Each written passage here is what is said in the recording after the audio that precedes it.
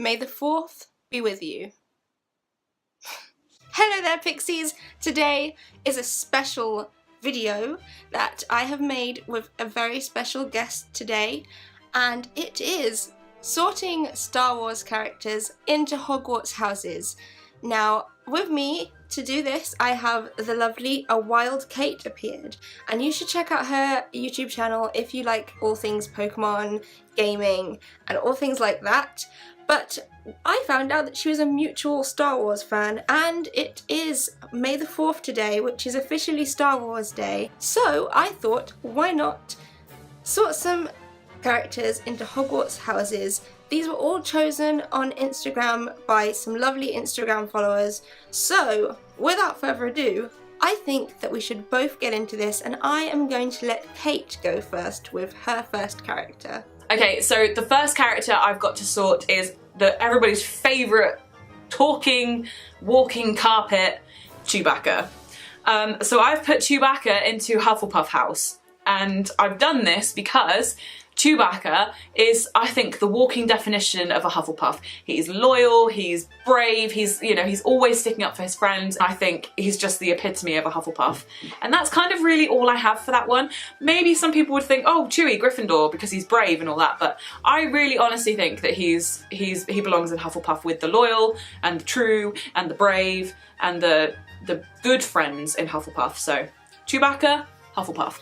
Chewie, for sure, is a Hufflepuff. I think that Chewbacca is so loyal. He prizes his loyalty to Han Solo over everything else because he felt that he owed Han his life, and so he was willing to follow him everywhere in the galaxy. And then because Luke and Leia were friends of Han, they were also friends of Chewie, and that just makes him such a Hufflepuff. It just makes him such a loyal, caring character, and he's hardworking too.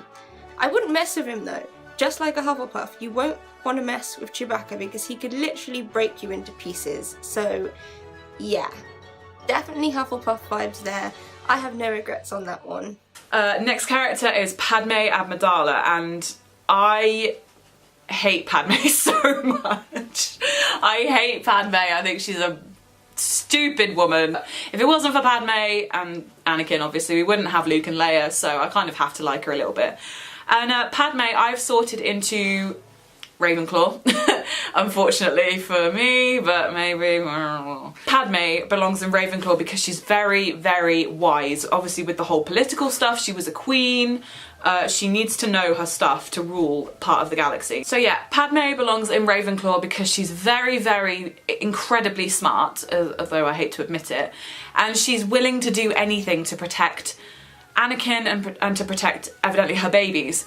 So I think she belongs in Ravenclaw as much as I may not like it. And let's get one thing straight here. I cannot stand Padme Amidala. And it's not Natalie Portman's fault, it's not anyone's fault, it's just that the character is so boring. But unfortunately, I really do think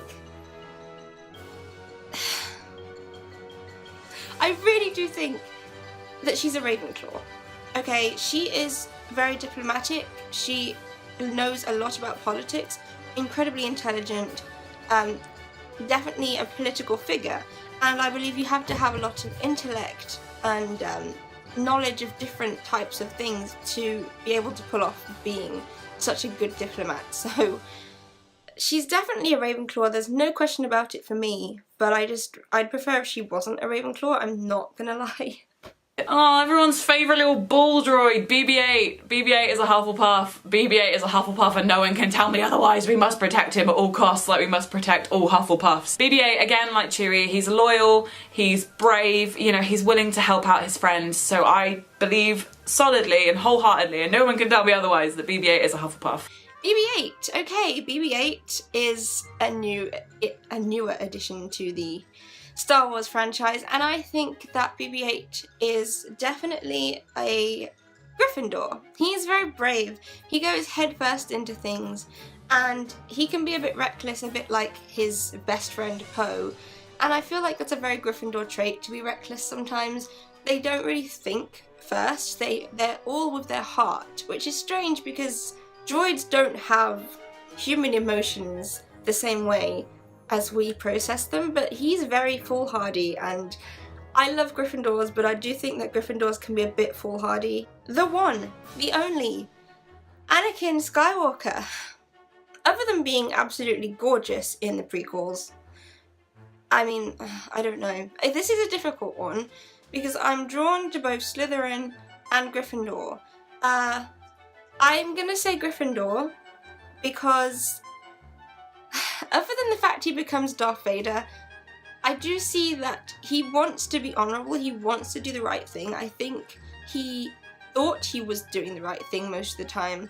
Very foolhardy again, very impulsive, very heart first, you know, not very much head first, not very earthy and grounded like a Hufflepuff, and not very lofty like a Ravenclaw. So I really think that I just think he would be a Gryffindor. He did think he was doing what was right, and that drove him. And sometimes Gryffindors think that they're doing things right, but it doesn't necessarily mean that they are. So for me, before he became Darth Vader, spoiler alert, he is giving off some Gryffindor vibes, even though he did some really, really disgusting things. Ugh. I never liked Anakin Skywalker from the minute he was introduced in The Phantom Menace. I just didn't like him. I thought he was a stupid, arrogant kid, and he didn't listen, and he got what he deserved. So I have sorted Anakin Skywalker into Slytherin, and a lot of people are like, oh, it's typical Slytherin, but just wait. I have an explanation behind this, and I'm gonna call it, like, I've got two parts to Slytherin. I've got the good kind and I've got the bad kind. So the bad kind meaning like Voldemort, and the good kind meaning like Draco. So I have sorted Anakin into Slytherin, the bad kind, because he slaughtered a whole temple full of children. You cannot say that you're a good person after you do that. So he belongs in Slytherin with the bad kind, and he's just, that's no more. We're not talking about Anakin anymore. He's bad, bad man. Okay. Yoda.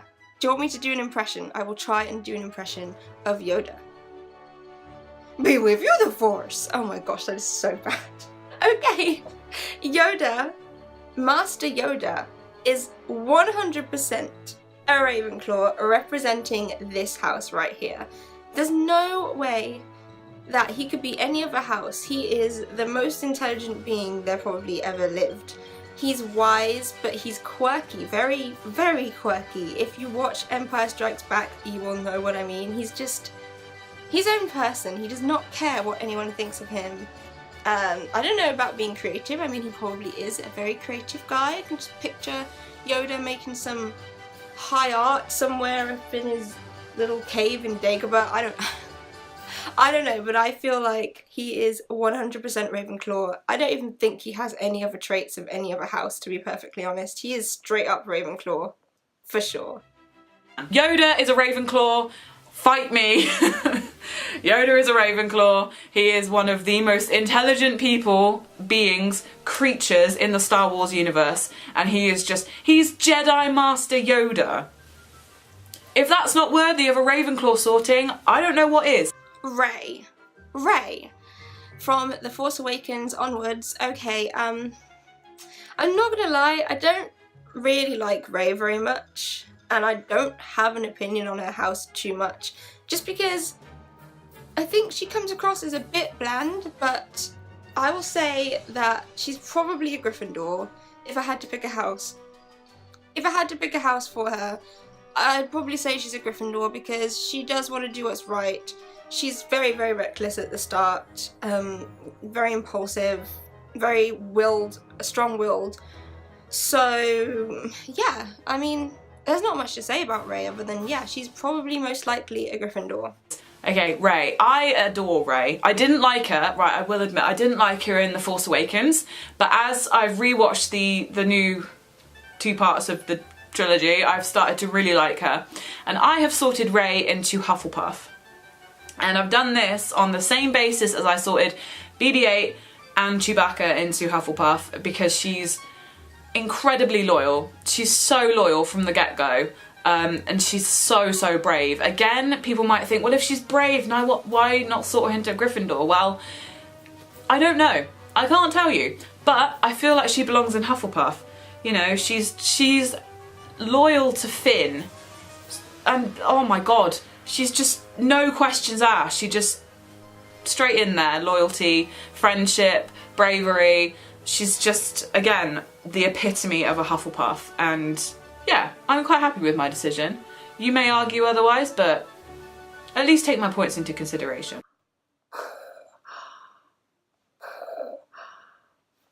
Darth Vader. I don't really know, because he seems like he's ambitious, like a Slytherin, because he wants to take over the entire galaxy, you know, as they always do. But I don't really think that's his main motive. I think he really thinks what he's doing is going to make things right, and so I would say, even as Darth Vader, Anakin Skywalker is still a Gryffindor at heart, especially since he does redeem himself, so yeah, I think his drive to do what he thinks is right is a lot more prominent than his wanting to take over things and be on top and be in control. So yeah, I'm gonna say Gryffindor all the way through. I wasn't expecting that, because that was not what was in my head at first, so change of opinion right there.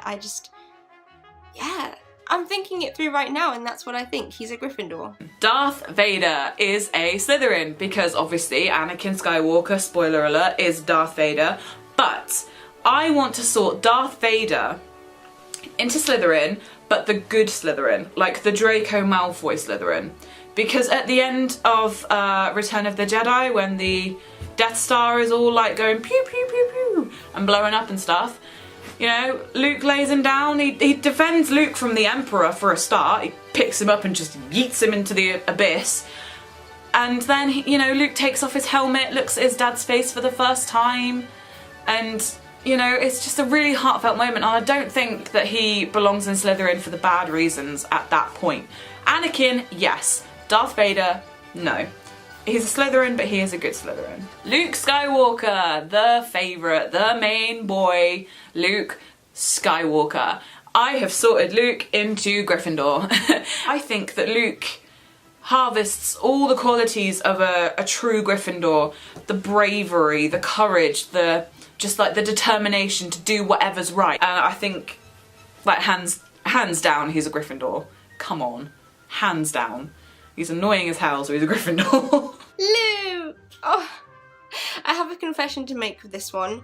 I had a crush on Mark Hamill when he was young, and don't ask me why. But yeah, Luke Skywalker is 110% a Gryffindor. So much Gryffindor traits. I don't think he really has any other traits, like he's not really ambitious or... I mean, he's resourceful, don't get me wrong, he can be resourceful, but... Not really. Not really. He's loyal to his friends, sure. I don't know about hardworking. I suppose he is. He had to train quite hard with Yoda in The Empire Strikes Back. But for sure, he just has this idealism and this want to make the world better. And he wants to be like a Jedi. He wants to be a knight, you know, kind of... He has those chivalrous dreams of making the world a better place, and I do think that is a very Gryffindor trait, and there's no way you could be anything other than a true Gryffindor. Mara Jade Skywalker, one of my favourite characters from the Star Wars universe, who sadly wasn't actually included in the movies. I was absolutely gutted. I believe she's been in a couple of the TV show spin-offy animated things. I could be wrong. Anyway, for those of you that don't know, Mara Jade is Luke's wife in the extended Star Wars universe, kind of the comics and all that. And I think she's freaking awesome. And no, I haven't sorted her into this house because I like her so much, but I have sorted her into Ravenclaw purely because she, and I will admit, I don't know as much about her as I would like to. I kind of just saw her design, saw that she had a purple lightsaber and kind of fell in love with her. But I've sorted her into Ravenclaw because she seems like a very, very intelligent person. From what I can gather, she was an assassin. You've got to be pretty smart to be an assassin, right? And then she was converted to the light side. So I feel like Ravenclaws see the whole picture. They don't just see one side, and I feel like Mara Jade belongs in Ravenclaw purely because she's seen both sides of the Force, and she's, you know, she's very intelligent and she's used her wisdom to help her make a choice. Here is one I was really happy that was on the list. Mara Jade Skywalker. So Mara, I've only read a few of the alternative universe, the extended universe stuff, so I don't know loads and loads about her. But what I would say about Mara is that I see a lot of Slytherin traits in her. She is very resourceful. She's not afraid to do things that other people would find questionable. At one point she was an assassin, and she's definitely an ends justifies the means sort of person. And she's not exactly, like, approachable, and although I have many Slytherin friends who are awesome, I would say in general Slytherins aren't the most approachable people. And so I really think that Mara is probably a Slytherin, and a very good representation of the house, may I add. Please, if you can, go and read the Thrawn trilogy, because even if you're not that into Star Wars, they're really good books and Mara is so cool. So yeah, I recommend that. Leia Organa Solo. Princess Leia. Oh my gosh. Okay, I think that Leia is a mixture of Ravenclaw and Gryffindor. I need to be conclusive about this, so I think that she's probably more of a Gryffindor. She definitely has that feisty, fiery, like, craving for justice. She craves justice. She just wants to go all in and do what's right and take down anyone who gets in her way, which is actually very Slytherin as well. So I think she's a mixture of all those three houses. Also Hufflepuff, she's very loyal to her brother and to people she loves, but I'd say that's a secondary trait to her. So I'm gonna put her in Gryffindor with her brother. I mean, they are twins. Luke and Leia are twins, so I feel like they have to be in the same house. Finally, I'm so happy that I got to sort this person. Leia Organa Solo, aka my favourite princess of all time. I have sorted into Gryffindor like her twin brother Luke, purely based on how freaking fierce she is. Oh my god, she is so brave. She's so dedicated to beating the Emperor, like, and beating the Empire, like, just blah, blah, blah. I can't even get my words out. I'm so passionate about this. Although I would like to say Leia's the best, she belongs in the best house with me, blah, blah, blah. She doesn't, let's face it. She's clever, yes, but Ravenclaws aren't all about cleverness, just as Gryffindors aren't all about courage, and Hufflepuffs aren't all about loyalty, blah blah blah. But I think that Luke and Leia are quite similar, so it would make sense that they'd be sorted into the same house. I think, to be fair, she has a part of every house in her, but for some reason Gryffindor just kind of sticks out to me as she belongs there with her brother. And yeah, that's my argument. It's not really a compelling one, but it's my argument and it's my opinion. So there you go, that was my 10 Star Wars characters sorted into their Hogwarts houses. Obviously this is just my opinion. Rhea and I have not discussed this, that we've done these completely by ourselves, so it'd be really interesting to see how we compare. But I really enjoyed making this video. It was so much fun, and I actually got to sit down and think about a YouTube video rather than just setting the camera up and going blah, blah, blah about a certain topic. So this has been really fun. A massive thanks to Rhea for having me collab with her on this video. So tell me, are you excited for the new Star Wars film? Are you a Star Wars fan at all? And did you enjoy any of these sortings from me and Kate? I just wanted to say a huge thank you to Kate for joining me on this video. It's been so much fun, and when we were having our conversations about these things, we were just having a blast. So go and subscribe to Kate's channel. It will be in the description below and in the end screens right now probably. And if you did enjoy this video, please give it a thumbs up. And I will see you guys next time. Goodbye.